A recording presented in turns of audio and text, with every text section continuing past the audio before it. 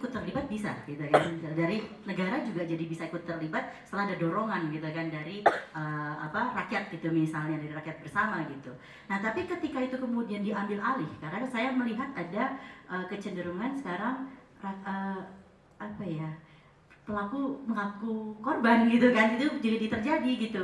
Nah batasan apa yang kemudian bisa kita garis bawahi sebagai satu struktur berpikir sehingga kita tidak bisa semena-mena mengatakan bahwa selama itu kita tertindas kita bisa bicara, selama kita sama-sama memahami tadi penciptaan waktu bersama kita bisa ciptakan itu, karena kalau seperti itu akan jadi rancu gitu. Nah kita kan tentu tanpa batasan itu gitu, dan saya ingin tahu dari kedua kawan ini kira-kira bagaimana ya membuat batasan itu supaya tidak dilangkahi oleh mengatasnamakan yang dominan tadi gitu.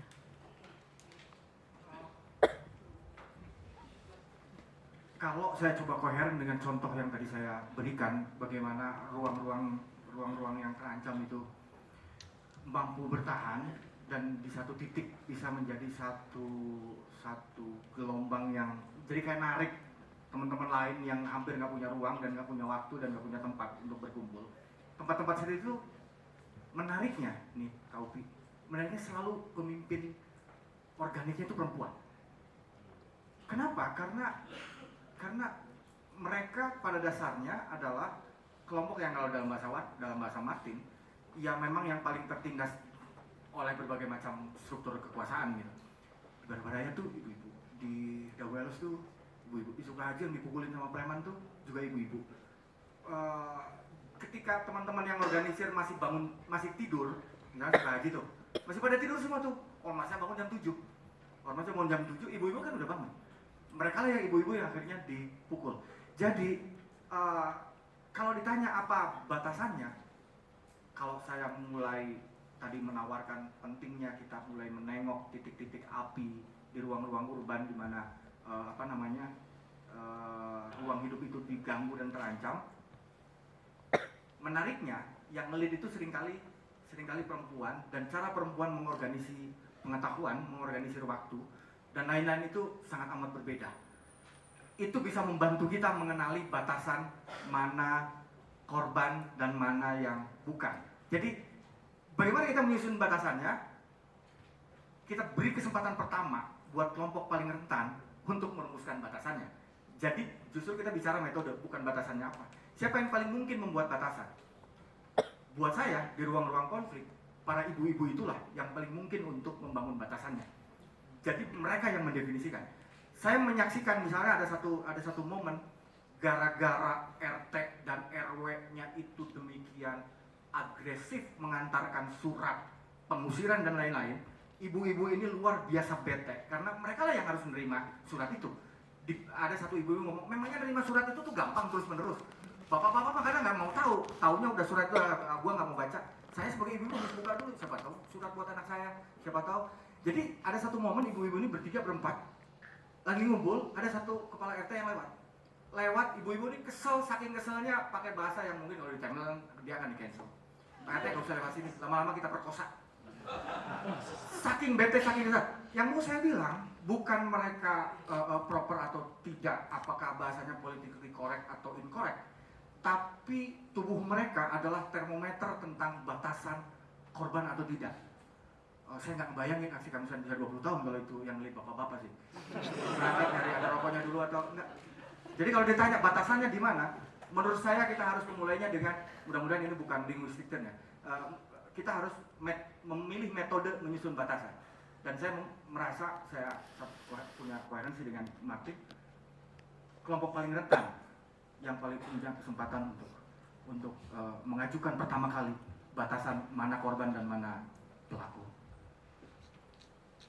Ya kurang lebih ini ya, cara mengukurnya itu paling sederhana adalah ya yang paling dirugikan apa dalam suatu konteks. Jadi misalnya kayak kita ngomong kita ingin mencari tahu model ekonomi yang adil, kan kita bisa aja nanya ke orang kaya, mas gimana sih caranya bikin ekonomi yang adil? Jadi dia akan jawab ya kayak gini aja, ini udah adil nih, udah enak nih sekarang. Dia nggak rugi apa dengan keadaan yang ada sekarang.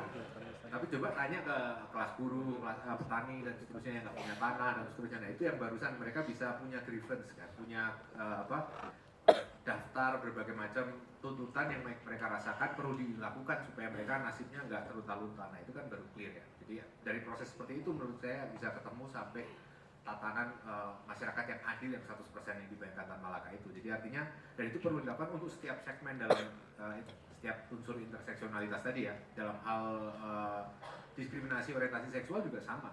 Kalau kita nanya ke orang hetero sistem orientasi seksual yang benar itu gimana? Ya udah gini aja sekarang. Gitu. Pasti kan akan membenarkan posisi dia ya, yang merasa normal dan merasa berlindung di balik kewajaran gitu. Nah, padahal tanya kepada teman-teman yang selama ini mengalami diskriminasi, mengalami represi, dianggap sebagai bahaya non militer dan seterusnya. Nah, itu yang justru bisa merumuskan tata kelola orientasi seksual yang inklusif, yang berkeadilan itu yang kayak gimana? Tanyanya ke mereka bukan ke yang heteroseksual seperti itu.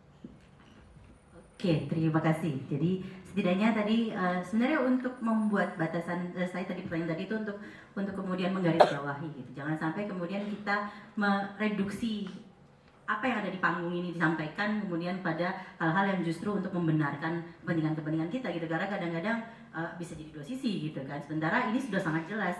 Kita harus memulai pertama justru dari mengetahui siapa yang kemudian paling tertindas gitu yang mengalami tersebut. Nah, sekarang saya mau membuka kesempatan supaya ada waktu bersamanya gitu kan. Kepada teman-teman ada kesempatan 3 penanya. Jangan angkat tangan dulu ya sampai saya bilang angkat gitu biar gampang milihnya duluan lah gitu kan. Saya nggak ada tetot-tetotnya gitu.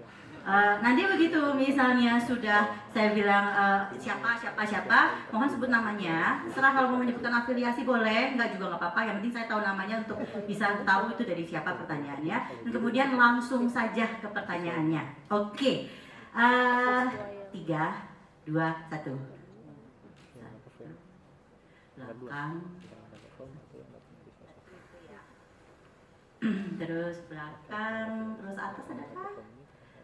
Oke, atas deh, 1. Mohon dibantu ya. Dari yang tadi paling cepat. Yang ini.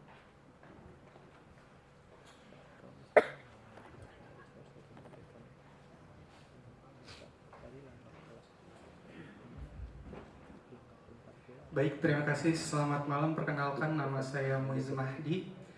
Langsung saja mungkin ke pertanyaannya. Saya melihat tadi kampung itu sebagai taktik gitu ya. Yang ingin saya tanyakan adalah bagaimana kampung ini itu bisa memungkinkan mengatasi